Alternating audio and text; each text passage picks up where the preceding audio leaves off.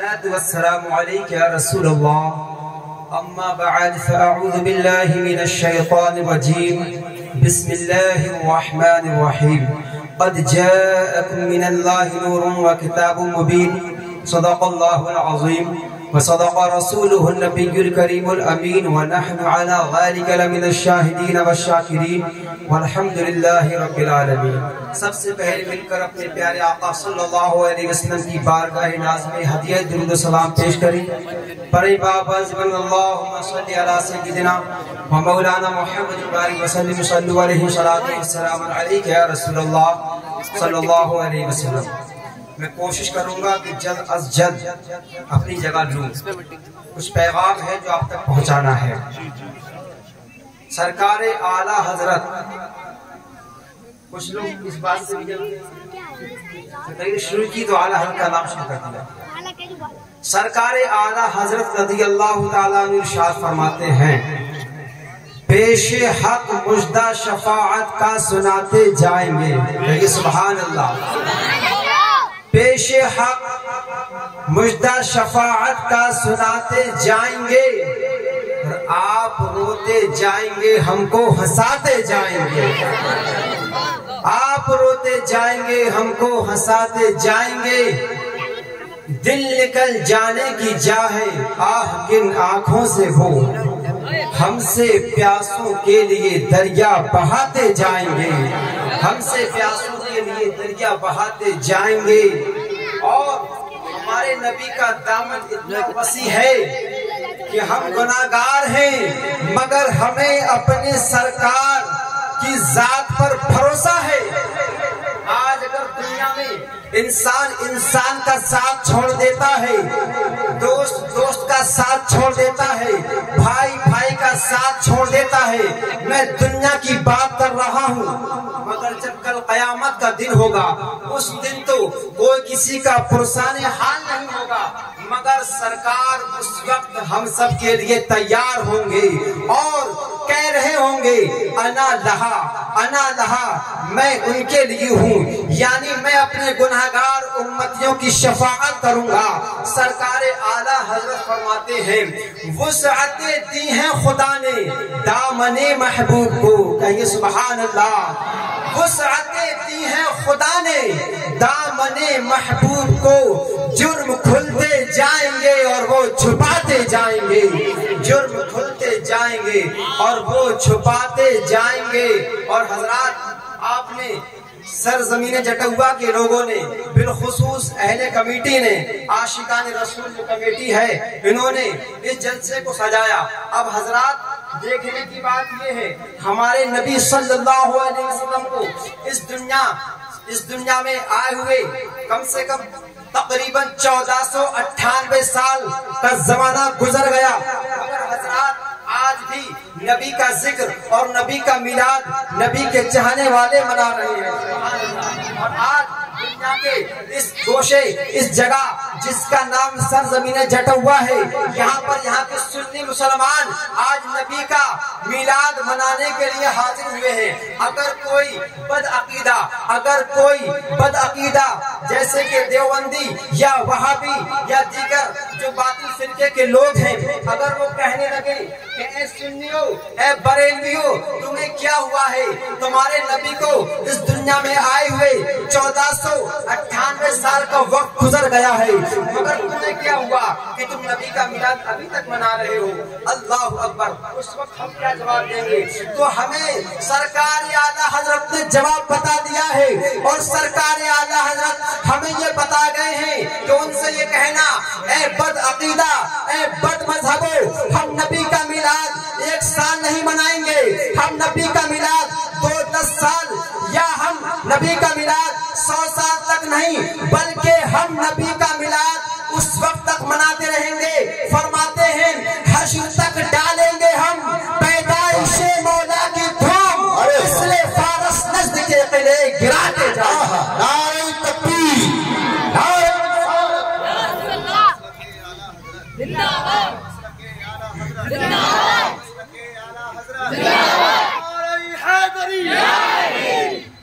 تو ہم اپنے نبی کا میلاد صرف 1 ایک سال نہیں منائیں گے بلکہ حشر تک ڈالیں گے ہم پیدائش مولا کی دھوم دم میں مثل فارس نزد کے قلعے گرا دے جائیں گے۔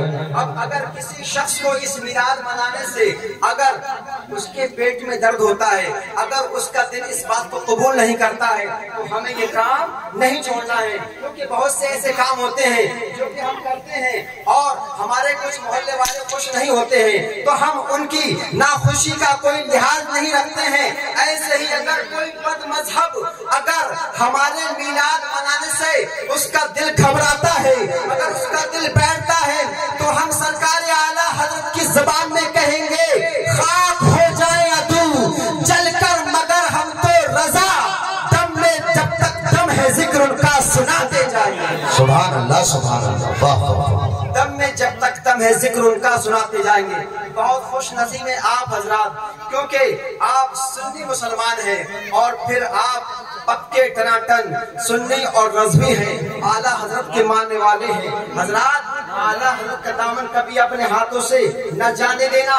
آج بہت سے ایسے لوگ گھوم رہے ہیں پھر رہے ہیں جو کہتے ہیں کہ اعلیٰ حضرت ہر وقت اعلیٰ حضرت، ارے اعلیٰ حضرت کا نام ہم کیوں نہ لیں جبکہ اعلیٰ حضرت نے ہمارے ایمان و عقیدے کی حفاظت کی ہے۔ اللہ اکبر، آج کی محفل آپ نے سجائی ہے اور بڑی محبت کے ساتھ آپ بیٹھے ہوئے ہیں۔ یہ وہ محفل ہے جس محفل میں صرف انسان ہی نہیں بلکہ اللہ کی وہ مخلوق بھی موجود ہوتی ہے جس کو اللہ نے نور سے پیدا فرمایا ہے، یعنی ایسی محفلوں میں فرشتے بھی حاضر ہوا کرتے ہیں۔ اس لیے ان محفلوں میں ادب کے ساتھ بیٹھنا چاہیے اور ان محفلوں میں بیٹھنے کے لیے ان محفلوں میں جو آتے ہیں حضرات وہ بڑے خوش نصیب ہوتے ہیں۔ حدیث پاک کی روشنی میں جو لوگ اس محفل میں آتے ہیں اللہ تبارک و تعالیٰ کے کچھ ایسے فرشتے ہیں جو سیاح ہیں، جو ایسے ذکر کی محفلوں کو تلاش کرتے ہیں اور جب تلاش کر لیتے ہیں وہ بھی بیٹھ جاتے ہیں، ذکر رسول سنتے ہیں، ذکر اللہ کو سنتے ہیں اور سننے کے بعد اللہ کی بارگاہ میں حاضر ہوتے ہیں اور اللہ تبارک و تعالیٰ علیم و خبیر ہے۔ پھر بھی ان فرشتوں سے ارشاد فرماتا ہے اے میرے فرشتوں کہاں سے آ رہے ہو؟ تو فرشتے کہتے ہیں، عرض کرتے ہیں پروردگار عالم ہم تیرے ان بندوں کے پاس سے آ رہے ہیں جو تیرا اور تیرے محبوب کا ذکر کر رہے تھے۔ اللہ اکبر، اللہ تبارک و تعالی ارشاد فرماتا ہے وہ مجھ سے کس چیز کا سوال کر رہے تھے؟ تو تو فرشتے عرض کرتے ہیں اے پروردگار عالم وہ تیرے بندے سدس سے تیری جنت کو طلب کر رہے تھے۔ اللہ اکبر، اور اللہ ارشاد فرماتا ہے وہ کس چیز سے پناہ مانگ رہے تھے؟ تو فرشتے عرض کرتے ہیں اے پروردگار عالم وہ جہنم سے پناہ مانگ رہے تھے۔ اللہ اکبر، اللہ تبارک و تعالی ارشاد فرماتا ہے اے فرشتوں گواہ ہو جاؤ جس چیز کا وہ سوال کر رہے تھے میں نے ان کو عطا فرما دیا ہے۔ محبوب کی محفل کو محبوب سجاتے ہیں، آتے ہیں وہی ان کو سرکار بلاتے ہیں۔ اللہ اکبر، تو یہ وہ محفل ہے۔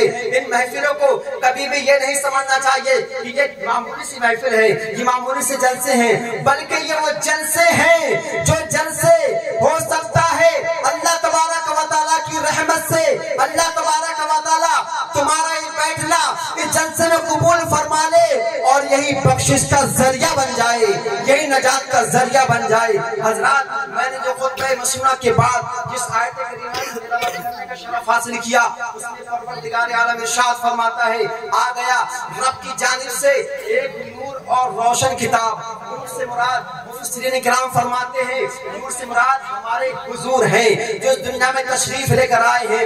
حضرات جب ہمارے نبی صلی اللہ علیہ وسلم اس دنیا میں 12 ربیع الاول کو دنیا میں تشریف لے کر آئے ہیں، حضرات کے آنے سے پہلے اس دنیا میں کفر کا اندھیرا تھا، جہالت کا اندھیرا تھا، ہر طرف اندھیرا تھا، مگر جب ہمارے نبی اس دنیا میں تشریف لائے تو ہر طرف اجالا ہی اجالا ہو گیا، اور ایسا اجالا ہو گیا وہ بچیاں جو کہ زندہ درگور کر دی جاتی تھی اب ان کو زندہ درگور نہیں کیا جا رہا ہے بلکہ ان کو عزت کی زندگی دی جا رہی ہے، ان کی عزت کی جا رہی ہے، ان کو زندہ دفن نہیں کیا جا رہا ہے۔ حضرات جب ہمارے نبی صلی اللہ علیہ وسلم اس دنیا میں تشریف لائے تو حضرت آمنہ کا بیان ہے. حضرت آمنہ فرماتی ہیں جب ہمارے نبی میرے بیٹے محمد صلی اللہ علیہ وسلم اس دنیا میں تشریف لائے تو حضرت آمنہ کا بیان ہے اتنا اجالا ہوا, اتنی روشنی ہوئی. حضرت آمنہ فرماتی ہیں کہ میں نے مکے سے ملک شام کے محلات کو دیکھ لیا ہے,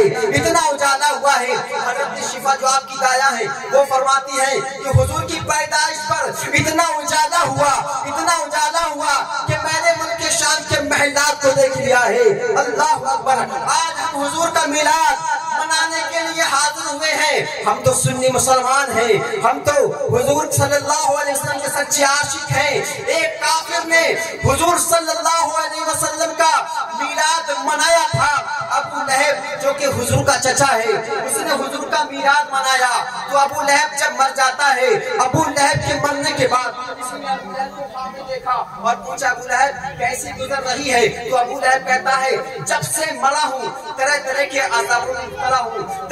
کے عذاب میں مبتلا ہوں. مگر ابو لہب کہتا ہے کہ پیر کے دن, جس دن کے میرے بھتیجے محمد اس دنیا میں تشریف لائے تھے, میری باندی سبیبہ نے مجھ کو خوشخبری دی تھی اور اس خوشخبری سے میں اتنا خوش ہوا تھا, اس کے کہنے سے میں اتنا خوش ہوا تھا کہ میں نے اپنے بھتیجے کی خوشی میں اس سبیبہ باندی کو آزاد کر دیا تھا. جس انہی کے اشارے سے میں نے اس باندی کو آزاد کیا تھا. جب پیر کا دن آتا ہے تو مجھے اس انگلی سے پانی پینے کو مل جاتا ہے. اللہ اکبر, اللہ اکبر. یہ ہمارے نبی کا میلاد منانے کی برکت ہے کہ جو حضور کا میلاد مناتے ہیں وہ حضور کی برکتیں پاتے ہیں, حضور صلی اللہ علیہ وسلم کی رحمتوں سے مالا مال ہو جاتے ہیں. حضرات وقت کی قلت ہے, ابھی آپ کو مناظر اہل سنت, آبرو اہل سنت حضرت علامہ مولانا جناب مولانا صغیر صاحب جوخن پور کا خطاب سماعت فرمانا ہے. اس لیے میں اپنی گفتگو کو